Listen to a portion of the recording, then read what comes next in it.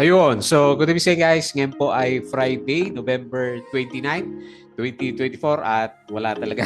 Laglag na naman yung mga alaga natin. So, ang lakas ng net foreign selling pa rin, oh. Negative 1.25 billion. So, wala, lumalabas talaga yung foreigners. So, yun nga, tama yung sabi natin. Magdo-double bottom na lang, pinaka-best scenario ng market natin. So, siguro babalik naman sila by next week kasi holidays nga doon sa US market natin. Hindi rin masyadong gumagalaw yung yung Europe market tapos yung Asian markets.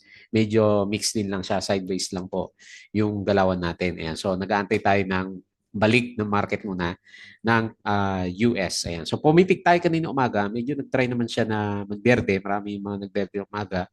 Pero pagdating ng hapon is binawi na nga rin po ng ating market. So nakita ko kanina sina Ali, SMPH, yung mga properties umakyat. Sino ba yung nauna kanina? Umabot sila ng mga 2%, 3% kanina umaga pero binawi nga din po. So yun na yun kasi palabas yung yung bilang ng mga foreigners natin. Okay? So pag-usapan na lang ulit natin yung mga usual na trending stocks, halos sila din no sa for the week natin. So si dito is marangkada. So nag-up siya ng 4.58% and wala na yung net foreign buy. 13.86K net foreign sell. Ayan. Congrats dun sa malalakas ang loob na sumalo sa 1.17. Medyo malaki na rin yan, halos 15% yung bounce na ginalaw po ni dito natin. Tapos si Ali, ayan, so kasama na siguro si SMPH, pumitik nga po kanina umaga, pero nag 0% naman siya for today. Tapos, yun, hindi pa rin natitigil yung net foreign sell natin sa kanya. So meron siyang 129.4 million net foreign sell. Tapos si ABG, ito, ano ba to? To the moon ba to? 22.7%. Grabe, no? So, sinusukat-sukat ko kanina, halos na siya times 4 na simula sa kasi 22 na yung price niya simula sa 6 pesos, di ba? So halos times 4 na yung ginalaw. So grabe tong si ABG natin. Meron siyang 1.49 million net for sale. Kaya nakakatakot yung galaw nito. Ayan, si Plus, yun, nag-breakout. 4.56%. Meron siyang 29.44 million net foreign buy. Tapos si ICT, another drop pa rin siya, negative 3.9%. And meron siyang 345.06 million net foreign sell. Tapos si CHP natin, nag-bounce, nag-breakout, no? Nag-breakout.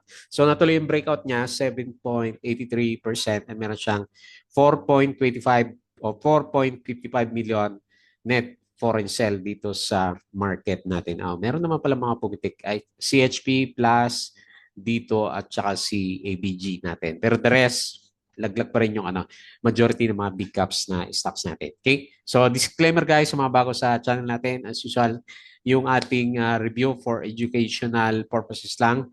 So wag mong gagamit ito as a reason para mag-buy, sell, or hold ng stocks. Mayroon po kasing risk na involved sa market. So due diligence lang po kung ano stocks yung gusto mong bilhin. And then para updated ka sa mga reviews natin, pwede kang mag-subscribe dito sa ating Palabi Trader na YouTube channel. So check mo yung mga posts natin dyan. Or kung gusto mo is-join ka dito sa pinaka-trading community naman natin. So kung medyo nahirapan ka during this time, pwede ka pong sumali sa trading group natin. So yung mga nakasubscribe, as usual, maraming salamat po doon sa mga viewers. Ilan ba tayo?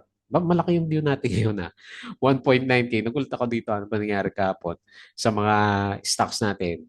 Nag-upsurge siya no from tama ba? O nagulat din ako 1.9K. So marami siguro nagbabantay na sa market natin kasi halos pa oversold ulit si PSE market natin. Company reviews, check mo na lang po yung mga reviews natin, sample trades sa market. So weekends na naman tayo, mag-research na lang ulit tayo dito sa mga basic indicators and technical analysis natin. So no choice tayo kundi mag-aral ng galawan ng ating market. Tapos sa fundamentals, yung mga risk management, double check mo na lang po yan. Tapos PSC, stock market studies, yung mga basic learnings po natin dito sa market. Okay? So mga play to earn games, crypto, follow mo lang po ako dito sa ating Palabi Trader, crypto ko to. So check mo lang po yung mga posts natin ng isang araw. Meron tayong post dito about kay Solanex. So pre-sale niya kasi kaya nagkaroon siya ng ng mga review. Nagpa-review sa atin to si Solanix natin. Okay? So, okay. Malakas pa rin si crypto, 96K pa rin yung nakita ko sa kanya kanina. So, follow mo din po ako dito sa ating Palami Trader na Facebook account para updated kayo sa mga posts natin. Check mo na po. Tapos sa Facebook page. Ayan. So, pili ka na lang sa kanilang dalawa. Bodega Peak, yung mga articles natin dito sa local market, US, and bandang cryptos. Ano ba yung mga balita natin? For today's trading natin. Okay. So, ito yung post natin kahapon dito muna sa summary. Okay. So, hindi pa rin tumitigil yung yung labas ng foreigners natin. So, tinamaan ngayon is services si ICD yan. Negative 1.81% at saka si mining and oil 1.42. So, property, lakas ng drop nito kahapon. Nag-bounce lang siya ng konti at saka si financial 0.04%. So, halos wala tayong masyadong magandang galaw for the week pababa kasi yung market natin. So nag-close tayo with a net foreign sale na 1.25 billion and negative 0.37%. Mali yata yung nasabi ko kanina. Ayan, negative 0.37% pala tayo. Okay, so yun yung pinaka-big news sa market natin. Si ABA, nag-drop 1.41%. Nag-secure, ito yung balita kahapon, secured SEC approval to issue stock property dividends, including shares on its subsidiary and cash dividend. Ba, ang dami yata ito. Hindi pala ito. Yung kahapon kasi yung sinasabi niya, magbabayad na siya ng 2020 na dividends. So parang bago to. Okay, so pero bakit ayaw ng titingin ng market natin? Security Bank, nag-up ulit. Agreed to acquire MUFG 25% stake in Home Credit Philippines for 11 billion pesos. Okay? So, meron siyang bagong investment. Maganda yan. Foreign funds sold, BPI, CBC, Metrobank, FGen, Meralco, Manila Water, CNPF, DNL, CSP, ABG, AC, AGI, DMC, Ali, MEG, RCR, Robinson, si RAC at saka si PLDT. So, foreign funds bought, BDO, ASEN, Alter, Fruit, GSMI, ABA, Aboites, Costco, Aritz, Crit, Emirates, Globe, Mac, at saka si STI. Okay. So, ito yung closing natin kanina. Meron pala ng berde. Okay, buti natapos na yung pag-ukay ng Bloomberry natin. So, nag-up siya 3.4, Aboites 3.03, Mamonde nag-bounce 2.89%, GT Cap and 2.34%. Okay, so sa losers, ICT 3.9, yung mga mining natin pababa pa rin, no? Pero kapag nag-bounce si FNI ng 6%. Nickel Asia minus 3.88, LTG minus 2%, URC minus 1.9, Jollibee 1.23%. So mas marami yung laglag pa rin dito sa galawan po ng markets natin. Tycoon, Enrique Rason, Manila Water secures crucial 10 billion peso funding to power its ambitious upgrades for millions of customers. Meralco has partnered with KEPCO and KDN to advance smart metering technologies. Globe GCash said to weigh record Philippine IPO of up to 1.5 billion. Binubuhay na naman si GCash na. Pag medyo nababa yung price ni Globe, binubuhay yung mga balita sa GCash. Siyempre, pag narinig mo naman ng GCash, maliban dun sa mga issues ni GCash natin na nagbabawas ng pera sa GCash natin, naman siya, malaki na kasi itong si GCash. International na, di ba? So, meron na sa US and ewan ko dito sa Malaysia. So, alam ko meron na rin itong si GCash natin. Okay. So, SM, price target niya is 1,161. So, meron pa siyang upside based dito kay PhilStocks. ACN fully acquired Padak Energy Corporation for 12 million peso, gaining ownership of the company to provide operation and maintenance services. Ito yung mga corporate stories. First Gen, FGen to. Power Corporation signed 7 billion loan agreement. Meralco confirmed plans to develop 1.2 gigawatt coal plant in Quezon. PRIT, ito yung nakita ko na pumitik si PRIT kanina umaga. So, declare cash dividend. Ayan. So, ang ganda ng galaw nito kanina. Ewan ko lang sa close. SMC Megawide awarded Megawide contract to design and build new passenger terminal at Katiklan Airport. CMEX confirmed that Dacon successfully accepted common shares during the tender offer. Si Globe secured 3 billion loan from BPI to fund its capital expenditures. Okay. So Manila Water, CBC, okay, 10 billion peso loan. CHP sold its entire stake in Swiss-based CMEX Asia Research. Tapos yung galawan natin kapon. ASN bought 49% in BME for $70.5 million to boost Vietnam power assets. Okay, so ano pa meron dito? Wala na. So wala tayong galaw sa US market kasi nga yung holidays, Thanksgiving holidays po sa US. Okay? So guys, yung ating patron ulit, yung mga gusto ng guide. So habang medyo mahina yung market, pwede mo siyang i-check. So double check mo na lang yung ating patron yung mga gusto ng guide sa trading sa Philippine markets po. Okay? So double check mo na lang po. Okay, so tingin tayo.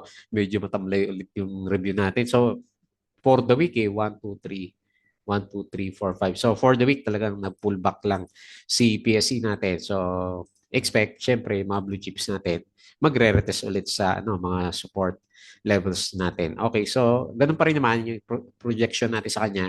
So, tingnan natin kung tama yung hula analysis natin kay PSE. So, double check tayo dito sa 6.5 kasi mag-oversold ulit yan eh pag nag-dojo ulit tayo. Then, saka natin makikita yung double bottom ng market natin. So, sobrang hina talaga niya kasi ang lakas ng drop natin. Meron bang kagaya ng galaw natin yun? Wala, no? Dito, nung nag-double bottom ba to? Hindi siya double bottom dito, yung halos kaparehas natin. Ito, double bottom. Ayan, so nag-drop, tapos double bottom siya. So, tignan natin kung ganyan yung galaw ni PSE. So, ganyan yung projection natin sa kanya. So, pero, ang assumption natin sa kanya, okay, magbabounce tayo sa double bottom na yan kapag medyo malakas po yung net foreign buy. Ngayon wala pa naman. 1.25 billion net foreign sell nga po siya and 6,600 ulit at negative 0.37%. So bearish pa rin yung itsura ng RSI natin. Okay? So tingin tayo dito sa mga winners na market natin. So ABG talaga. Pero bakit hindi siya okay, nag-trending nga siya. So, laki ng galaw na ito. Ano ba meron dito kay ABG? Walang gusto magbenta, oh. Umaga pa lang. Okay, mamaya.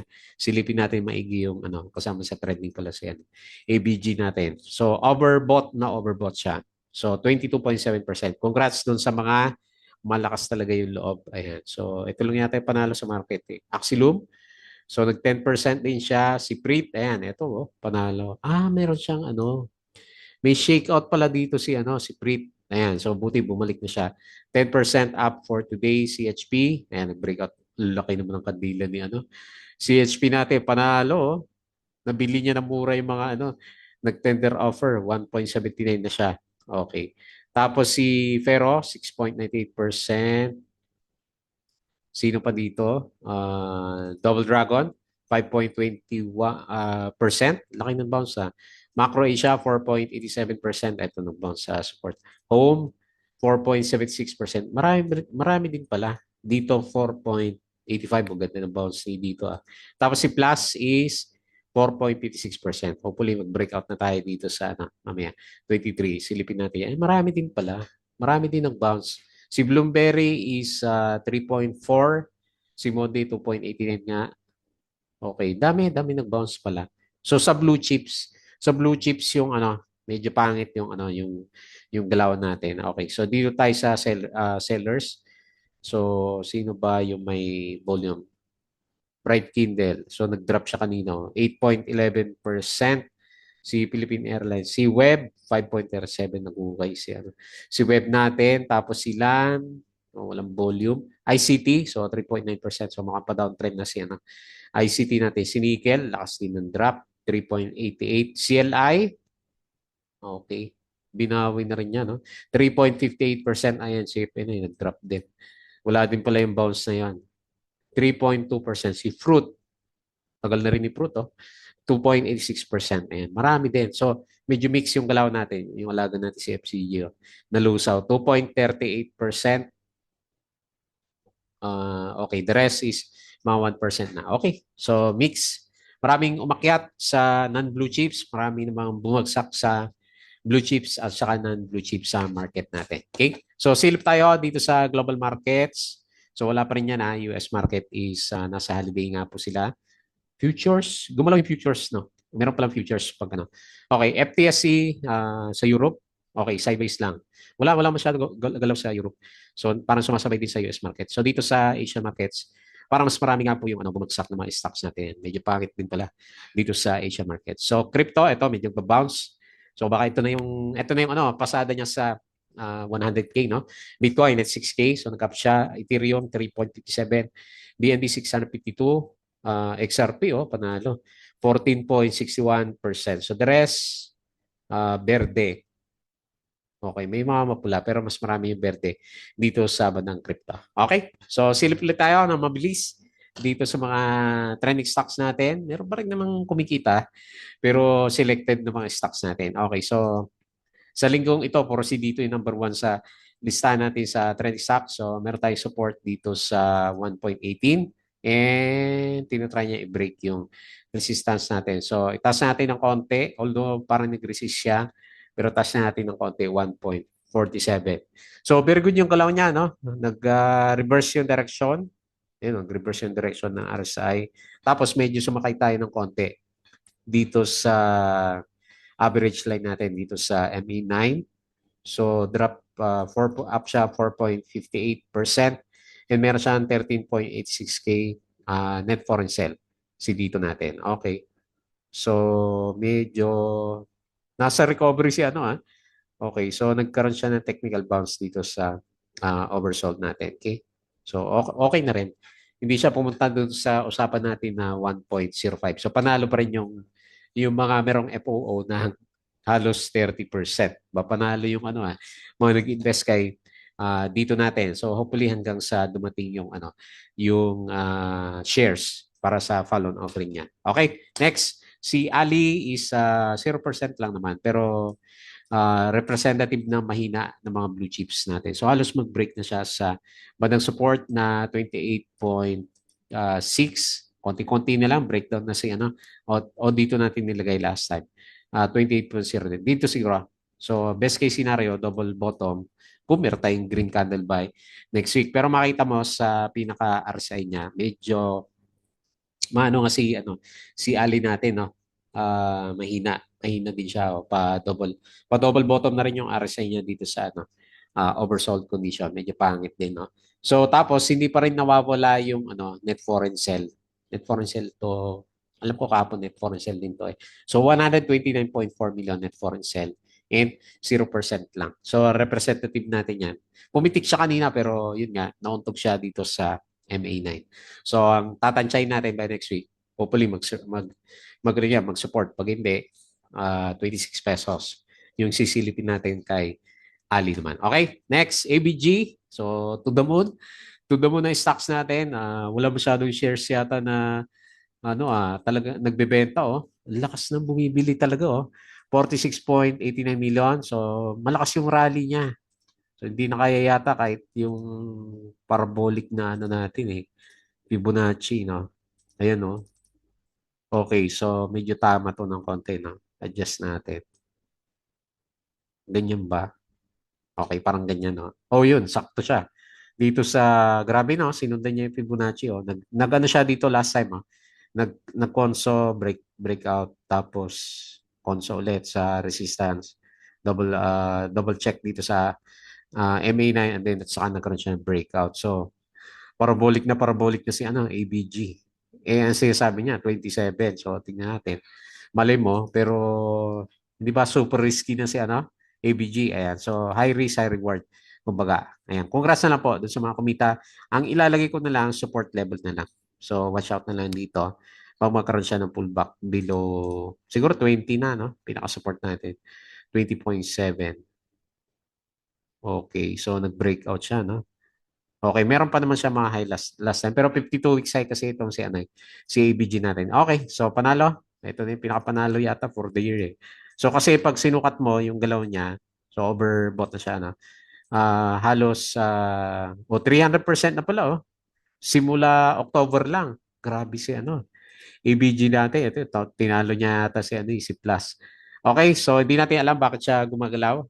Pero binibili siya ng mga locals natin. So naka-momentum. Congrats po doon sa mga merong ABG. Next, si Plus. ito medyo breakout na rin siya. So obvious na yung breakout niya, no? So yung isang araw, sabi natin breakout, hindi natuloy ba? Okay, so medyo na pullback siya. Pero ito, medyo clear sign na yung breakout niya. So, on the way na tayo ulit. Babalik tayo dito sa 23.72 na pinaka-resistance level natin sa kanya. So, double check na lang yan. And maganda yung RSI level niya. Papunta pa lang sa overbought condition. So, medyo malaki yung volume. Malaki, oh. 212. So, pinush na talaga si Plus. Wala naman tayo balita pero pinush yung price action niya. So, ibig sabihin medyo wala na yung mga negative sentiment kay Plus natin. Okay? So, okay na ulit lahat. Hopefully, retest tayo dito sa 23.7, 4.56% and meron siyang 29 million. Ito maganda. Meron siyang net foreign buy. ICT, medyo lumalabas na yata yung foreigners. So, 300 distribution na yata to si ICT. So, 3.9% loss. 345K net foreign sell.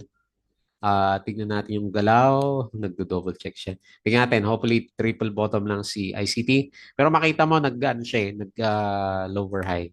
So, meron siyang descending triangle formation. Baka inisip ko nga, distribution na to si ICT natin. Okay? Kasi siya eh. First time na matagal na ngayon lang siya nagkaroon ng breakdown ulit sa MA 100. Okay? So medyo bearish na yung sentiment natin kay ICT. And then lastly, si CHP, natuloy na yung breakout niya. So tradable pa rin naman kasi itong si CHP. And then yun, halos nandun siya sa pinag-uusapan natin na resistance. Nag-flag lang pala siya.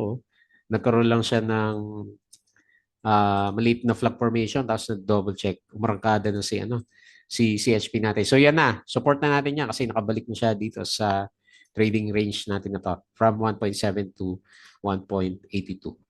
Hindi naman siya 52 weeks high. Okay. So panalo si DMC, di ba? Bumili sa kanya 7.83%, 4.55 million net foreign sell and overbought na si CHP natin.